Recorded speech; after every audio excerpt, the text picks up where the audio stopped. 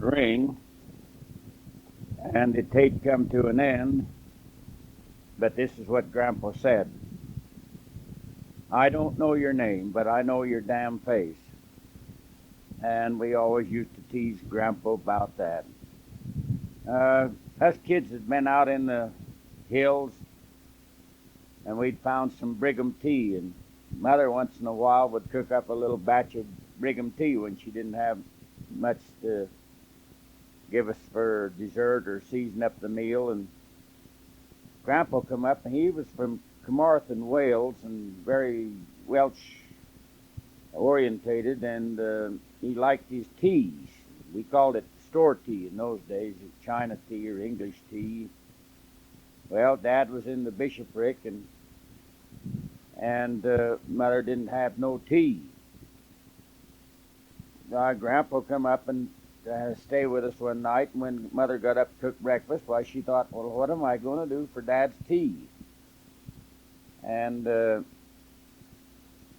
finally she thought about Brigham tea, so she made a big pot of Brigham tea and set it up before Grandpa, and Grandpa, he sat up and started to eat his breakfast, and he drank his tea and never said a word, but Mother's curiosity, you know, that woman curiosity got the best of her. And she said, Dad, how do you enjoy the tea? He looked up at her, and he never smiled. You know, he had a way of accentuating his thoughts or his speech with a couple of little swear words that were damn and hell. He just couldn't say anything. And when we finally got him kind of orientated not to use those words, he used to say, by George. But this day, when he looked up at Mother, he said, it's damn poor quality, damn poor quality. And those were little funny things. I remember before I left to go on the range that we had general conference. Oh, we had a lot of comedy that day. At dinner time, why, the general authority, I don't remember which one of the apostles it was, but the stake president was William Henderson from Panguage, and W.J. Henderson we called him. And Mother finally got rich enough to get her a pretty nice set of silverware, and she was very proud of that, and she set the table with the best eloquence that she could possibly think about, and she thought she had a pretty dignified setting on the table. We had a round table, and we pulled it apart. Why, it was made a pretty good sized table. Well, she had dignitaries of the church all around it, you know, stake presidents, bishops, and etc. And the general authorities, there's always two of them. And Uncle Will Henderson, after the blessing was asked on the food, he hollered this as loud as he could, Emily, have you got one of them old black case knives? I can't eat this kind of food with these silver things. And Mother felt quite let down, quite embarrassed, but she went and got Uncle Will an old black-handled case knife, which we used, and that's about the kind of a case knife everybody had wooden handles, with black wooden handles on. That very same day,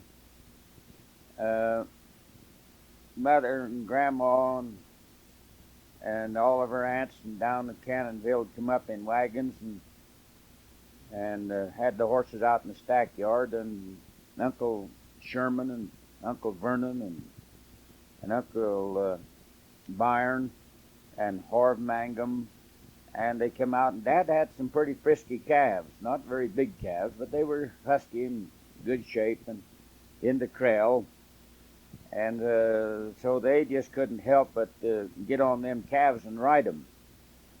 Well, they got a little braver and got a little bit on the bigger, and finally Byron, he decided he could ride a pretty good size one. There he had his only white shirt and a pair of pants that I don't know how or where Grandma got them, but they were quite nice Sunday go-to-meeting pants on, and had some fairly new shoes on. And he got on this calf, and it started to buck, and it bucked him off, and he lit right in a great big old cow pan. It was just fresh green manure, and it was a large one, and he just scooted right through it. You never saw a white shirt so messed up in all your life. He started to bawl, and he wondered what the what was going to happen. His pants was covered, and Grandmother Davis, she could really splutter. When she got wound up, she could really splutter. And I can just see her yet giving him a Scotch blessing. It wasn't a Welsh blessing, it was a Scotch one, because the Hendersons come from Scotland. Well, those little memories about, but Mother did feed the dignitaries. They always come to our place, and we had plenty to eat. At that time, my dad, the Lord had blessed him, and we'd had quite a lot of livestock and a sheep herd, and we were doing all right for change. But just think of it, we were selling wool for about 4 to 6, 7 cents a pound, and lambs for 6 to 8 cents a pound. And look at what it cost to get a lamb chop today, or a wool shirt.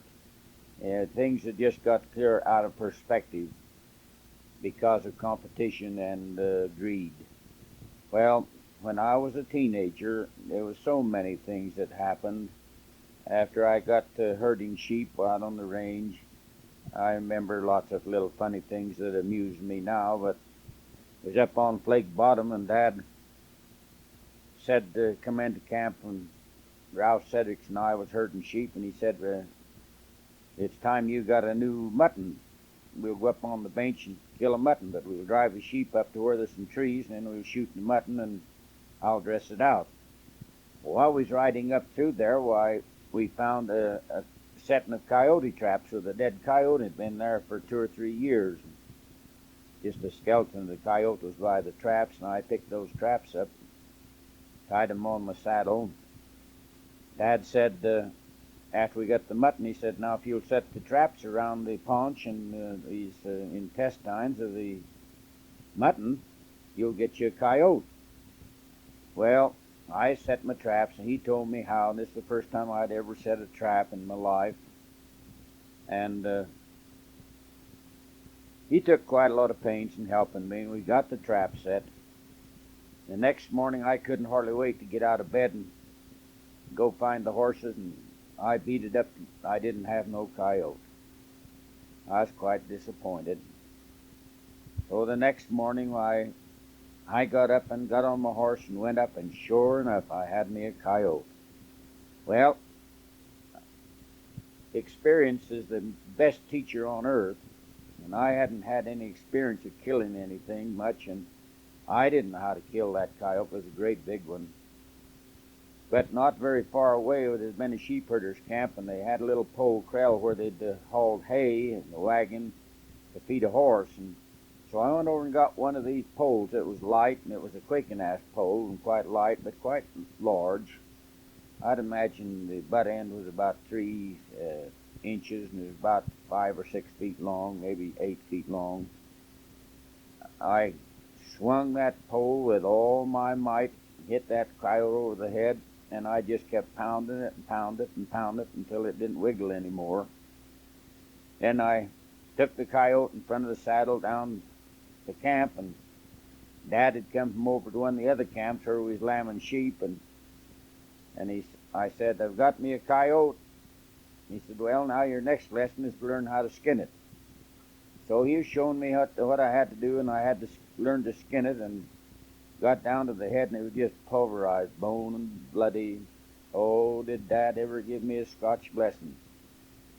You know, he knew I needed a lesson, so he taught me. He said, now you hit them over the nose, and that knocks them out. Then you step on their heart, and so their heart can't beat, and you don't have a nasty mess when you skin them. Well, when I became a teenager, I had many, many, many lessons to learn. And these were most self-taught. By making mistakes, I began to learn. I began to learn that there was better ways of doing things than just stumbling into it. But out on the range, you stumble into things. I remember one time I had to go to what they call Horse Creek now, where the Pligmas lived, just north of the old ghost town of Widso, to get supplies, and then I'd ride into Widso and get the mail. And believe it or not, I had a small fortune in my pocket. Just think of that. I had 68 cents in my pocket. Now, I'd been herding this 68 cents in my pocket for a long time, but it come time to spend it. In one of the stores in Widso, they had a punch board. It was anywhere from 1 cent to 5 cents a punch. You had to punch it out, the little piece of paper out, before you knew how much it was going to cost you. But it didn't cost you over a nickel, and it was 1, 2, 3, 4, and 5 cents. Well, the first punch, I got a 2-pound box of cherry chocolates. Well, I decided I'd have to buy me a box of 22 bullets because I was getting short on them, so I bought a box of 22 bullets. That cost me 19 cents. Then I went back to the punch board and I punched 2 or 3 more punches, and then I punched and I got a little wicker basket. Oh, it was about 11 or 12 inches across it and about 4 inches deep, and it was full of chocolates. And I punched some more and decided to spend all my money. I'd already hit the jackpot, so I thought I'll just spend some more, and I got a half-pound box of chocolates. So I took them out, and I had no place to put them, so I just tied them on the saddle where I could with the saddle strings. And the cherry chocolates, I tied them in front of the saddle. And it was a hot summer day, and I rode out to Horse Creek, got my supplies from the old Henderson house, and put the supplies on my mules and headed there. This was must have been in September, late September, but it was a good, warm, real hot day. And after I'd rode 7 or 8 miles from the old house, why, by this time it was around 1 o'clock, and I noticed that the candy was running out of one of the boxes in a little hole that wore on the saddle. So I decided I'd better eat candy. So I opened up the 2-pound box of cherry chocolates, and I was hungry for candy, and I hadn't had anything to eat, and I began to eat candy. And I eat, and I eat, and I eat, and I got sick to my stomach. Oh, did I get sick to my stomach. I got rid of all that cherry chocolate, and I couldn't stand to look at the cherry chocolate anymore, so I just let things go. And when I got to camp, why, the candy in the wicker basket had all amalgamated together, and it was every kind of chocolate in one chocolate, one big one. Well, the story don't end there. I come to Center Creek, and our camp was about 4 miles the other side of Center Creek, and the old Mormon pioneers had a sawmill down in Center Creek, and had built a steep dugway.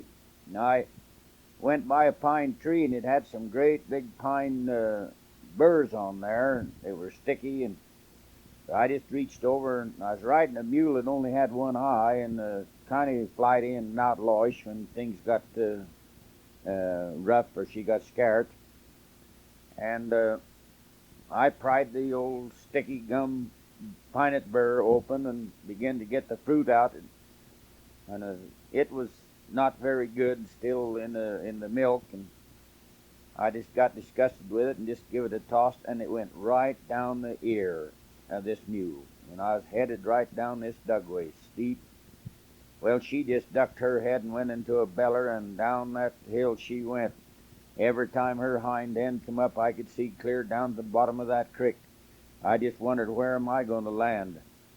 But I stayed with her, and I guess I was hanging with leather for all I was, and my spurs was dug in her side. And when she bucked down to the bottom, she crossed the creek on the old road and went up the hill, and she finally just give out and laid down, and I couldn't get her up. She would not get up. I took the saddle off from her, and the other mules by this time had got way ahead of me, and in my old wore-out shoes, which they were really wore out, I trudged along behind them, caught 'em at camp, unpacked 'em, got on another mule and went back, and by that time she got too sulking and got up, and I led her back into camp. Well, Dad told me if I ever killed a deer with that 22 that he'd kick the seat of my pants. He said, now you can shoot anything, and I want you to learn to be a good shot, but I don't want you to kill a deer. Well, one day I was walking up Ranch Creek on the Griffin Mountain, and a little black native trout, oh, they was anywhere from about 8 inches to 6 inches long, and they were awful tasty. Fact is, they're about the most best flavor of any fish that I've ever eaten in my life. And I didn't have a fish hook, but I had a lot of idle time, so I got off them at 22, and I shot a quite nice little mess of trout in the water. I took them home and cleaned them, and I was back to camp and cleaned them and put them in some salt water. And I went out with the sheep the next morning to help Martell Anderson, a herder, and we was going to have fish dinner. Well, it was around 1 o'clock when we got back, and when we got back, we seen a note pinned on her bed tarp. And the ranger, the forest ranger, he played a lot of tricks on me. He'd come into camp and a little bit early and saw these fish, so he just simply fried them and eat them. And he said on the note, he said, thanks for the fish. I really did enjoy them. But if I catch you killing any more fish like that, he said, I'll put you away. And I went in one time on the Griffin, and I shot some ducks. Oh, they were beautiful ducks, and I shot them on the windy side of the lake, and let the wind blew them across the lake, and then I went around on my mule and picked them up, and I thought, well, I'll have me some ducks. So I cleaned them out and put them in a basin with the salt water. This same ranger come in and eat my duck, and thanked me for the gracious meal, and but said, don't kill any more, or I'll put you away. He said, you're sure tempting me to lay the wood on you. Well, Martell Anderson and I, we was riding up what they call Grass Lakes on the Griffin Mountain, and there was 2 log cabins, single-room cabins, facing each other, so the doors come out. One was facing west and one was facing east. And nonchalantly, we were just riding the 2 mules between the 2 cabins, and a wild cow, great big old wild cow, big horns, was shading up in one of these cabins. And when we come through, why, she decided that she'd had enough of that, and so out of that door she come full blast, and she hit the Martell's mule and knocked that mule into my mule and knocked both mules down. And there Martell and I was down on the ground in the dust trying to get out of the scramble of the mules. It did hurt both of us a little bit, but we soon got over those hurts in a day or two. But those are really, really funny things. We had a bear come into camp twice and killed a mutton, and a bear come and stole the mutton from us. We had 2 dogs.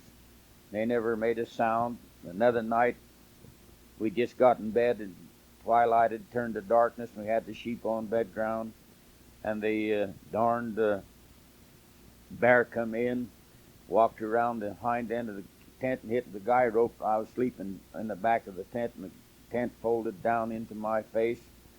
We knew something phenomenal and terrible was happening outside, and the dogs run in and jumped right on top of the bed, and they just had that low growl way down deep in their body, and they wouldn't stop growling. And finally a big old bear come right around in front of the tent, and when he stood up, why, we couldn't see anything above his head because his head was as tall as the tent. Oh, we was scared. And he got the bake oven and knocked the stove down, which we had just outside the tent because it's summertime, left it out there so it wouldn't get so hot. He messed around with the bake oven. I guess there was grease and maybe some mutton in that. Then he went over to the pack saddles and the grain pile where we're just outside of us where we couldn't see him. And we had an old 30-30 in camp, and Martell and I were talking in whispers, and we decided to shoot a couple of shots out through the mouth of the tent. So Martell shot 3 shots just as fast as he could out through that tent. Well, that bear got excited and went right through the sheep herd and split them, and every sheep, every lamb, and every old ewe was blatting to the top of their voice. I've never heard anything like it in all my life. And the next morning we had 2 herds of sheep. One went one way and one went the other way. And we had so many experiences, but I guess one of the most laughable things, the George Anderson family down in Junction there, he was a very bald-headed man, and his kids was hereditarily going to become bald-headed, and Martell was, hair was, though he was just a young unmarried man, his hair was beginning to slip a little bit. And his mother, she'd heard an old pioneer remedies, if you boil sagebrush, why, it will keep you from going bald-headed. So when Martell come out to herd sheep, why, tied to his back of his saddle, he had an old gray granite saucepan or basin and he picked different kind of sage. Most generally is up on the Griffin is that old mountain sage, and he'd boil it till it was a stinking green tea, and then he'd bathe his head in it every night of the world. And his pillow got stinking like a sagebrush, the quilts got stinking like a sagebrush, and I got stinking like a sagebrush, and he was worse than a sagebrush. And today he's about the most bald-headed man you ever saw in your life. And that was some of the funny things that happened. I remember one time that late Knott, this was the next summer on the Griffin Mountain, and late Knott came up to herd sheep, and he got this sore throat, and his mother told him to take a big slab of bacon. Well, Dad, pigs, they had slabs of bacon on them you can't imagine. I'll just tell you how big them pigs were. Later on, Ralph Cedricks and Dad was down in the lower country in the wintertime, and Ralph Cedricks laboriously wrote a letter, and he signed it to Emily Pollock. Dad was coming home, and he said to Dad, he said, now you give this letter to your wife. I don't want you reading it. It's for your wife. It's for her only. So Dad, when he got home, got off his horse, he reached in his pocket and gave this letter to Mother, and Mother opened the letter, wondered why she was getting a letter from Ralph Sedgwick's. It said, Dear Mrs. Pollock, I've been eating pig meat all winter long, and you do raise the longest pigs that ever was raised on this earth. I started eating pig meat in October, and here it is almost April, and I haven't come to a shoulder or a ham yet. Just side meat. Well, Dad had some pretty big pigs, that's true. But Leighton cut a big old piece of this about 2 inches wide and about 1/4 of an inch thick, and made a necktie around his neck. He had a sore throat. And that old Griffin Mountain, the dirt is volcanic and black as black, and he, instead of getting a nice clean rag to hold the bacon in place, he got the dirtiest old bitch rag, as black as soot, tied it on there. Well, summertime come, and that old bacon began to seep the fat out, the grease out, and it run down his body, and it got all over his neck and in his face. Well, he looked like, pretty near like a clown, only it was just skin and black color. Well, he got sicker and sicker and sicker, and finally he decided one morning, he said, Herm, you better go and get on the phone and call your dad up and have a man come to see me. So I did. And Bob Lloyd come up, and when Bob Lloyd come up and he looked at him, he never said a thing. He just leaned over the saddle on the horse, and he said, Bob was a terrible swearer. He could profane with every breath. And he looked at Leighton and he said, and he let out a swear word. He said, don't Sam Pollock have any soap? Don't he have a bit of soap? Why, you're the dirtiest thing I ever saw in my life. No wonder you're sick. Well, poor old Leighton, he didn't have much to say, but he got on that mule and headed for home. Well, going back to the funny things that happened with Leighton, And after Bob Lloyd come, why, the quaking ass was thick on the Griffin Mountain, and I was worried about him. I cooked dinner one day, and about 12 o'clock, and Bob was out herding the sheep and had 2 dogs with him. He never come home. And he had wandered off in the sheep herd and got lost, and I waited till 1 o'clock, 2 o'clock, and no Bob. I had a little old pocket watch that time that I walked, and I was watching that clock. And finally I got on my mule and circled the sheep 2 or 3 times, screamed and hollered, but no Bob. So I rode farther and farther and farther in my circle, and I got clear up into what they call Grass Lake country. And I was on one side of a big meadow and clearing on one side of the lake, but I looked across the lake and I could see one of the dogs running. And so I knew where the dogs was. So I rode as fast as I could over and started to scream, and finally Bob come out of the trees. He had the crookedest stick that I have ever seen in my life, an old root that growed in the rocks. It was just so crooked. I said, Bob, what are you doing with that crooked stick? And he said, well, good philosophy. He said, if I followed it, I'd come out somewhere. And that's just what I've been doing. He said, you see, I've come out somewhere and I'm found now. But he said, oh, I'm hungry.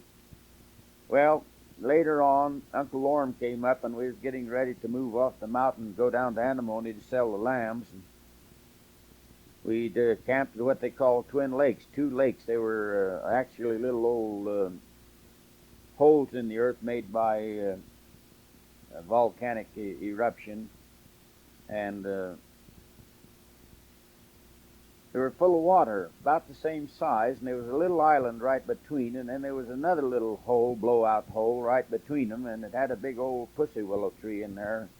This old pussy willow bush had grown for years, about 10 feet tall and about 12, 15 feet in diameter, big bush. And all summer long, I'd been watching some mallard ducks with their little ones floating around on the lakes and quacking and enjoying themselves. And, well, when they get to full grown, they have to be full grown before their wings become strong enough to lift their heavy bodies. And, oh, they are tender and good. I could hear them quacking as I come by this little blowout hole and where the bush was, and I peeked over the bunch, and there was an old gal down in there with about 6 beautiful, big, fat, young mallard ducks.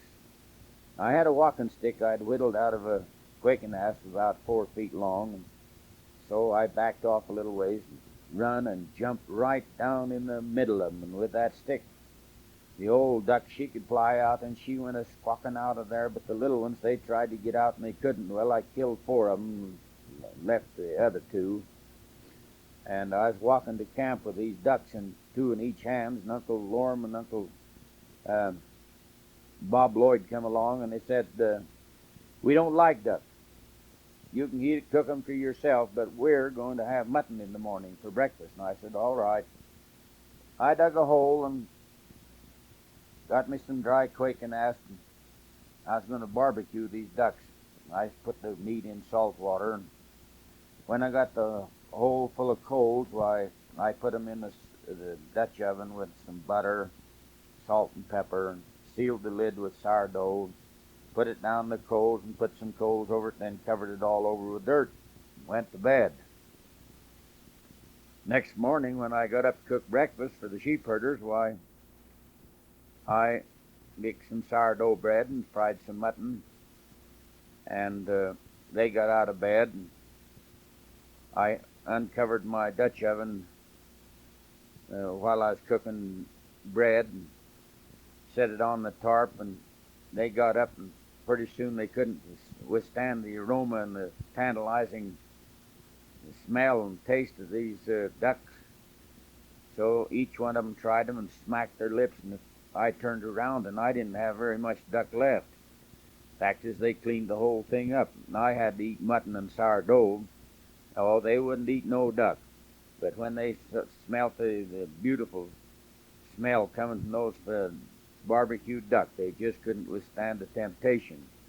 Well, these are just some funny things that happened when I was a teenager. That was when I was 16 and 17 years old. And we went down the year we 17 years old to Antimony, and Ilan had picked up a terrible habit of smoking, and he was helping Dad to get the lambs down to the trails where we could sell them. And that night the store, the day we sold our lambs, why we moved out to Rob Hall's about 3 miles out of Antimony and went down in his pasture and night herded the sheep out there all night. And that night the store in Antimony was robbed. Well, somebody saw Ilan smoking, and the only thing they took out of the store was Levi's and bullets and candy and tobacco, things like that. And boots, pair of boots was missing, and they just figured it was Ilan because they'd saw him smoking. But we had moved out and took a kind of a different route, and we were about 3 or 4 miles from the dirt road, and all night long we saw a car light going up and down this road. They was hunting us.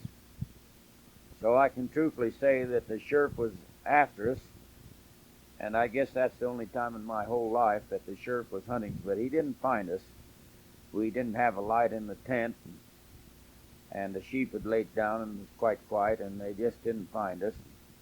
The next morning they come out, found out we'd been to Rob Hall, so they come out, and Rob Hall said, well, it wasn't the Pollock boys that has done your robbery, it was somebody else, because I stayed up with them right here, and they never left this place. And this sheep, we stayed up with them till around 2 o'clock in the morning, and they had the night herd sheep all night.